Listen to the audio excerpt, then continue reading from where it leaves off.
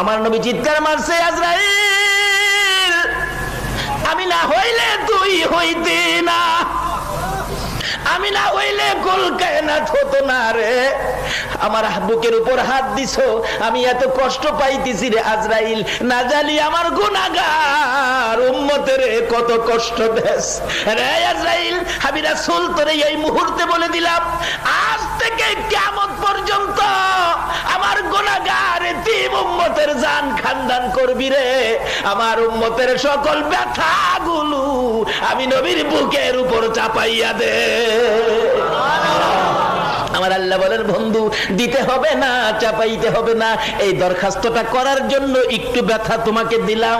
এবার আজরাইল বলেন, ইয়া রাসূলুল্লাহ আমি কথা দিলাম, আপনার উম্মত যারা হবে, আপনার আশেক যারা হবে, আপনার পাগল যারা হবে, আপনার কথা যারা মানবে, আপনার তরিকায় যারা চলবে, ওই আপনার উম্মতের জন্য আমি তো জান খানদান করার ব্যথা দিব না।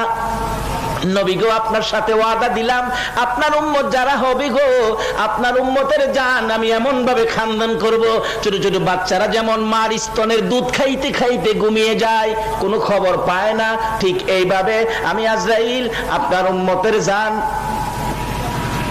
খানদান করব। যেমনি ভাবে মার স্তনের দুধ খাইতে খাইতে বাচ্চাগুলো ঘুমিয়ে যায়, কোনো খবর পায় না, এমনি ভাবে আপনার উম্মতের জান নিয়ে আসবো, তারা কোনো খবর পাবে না।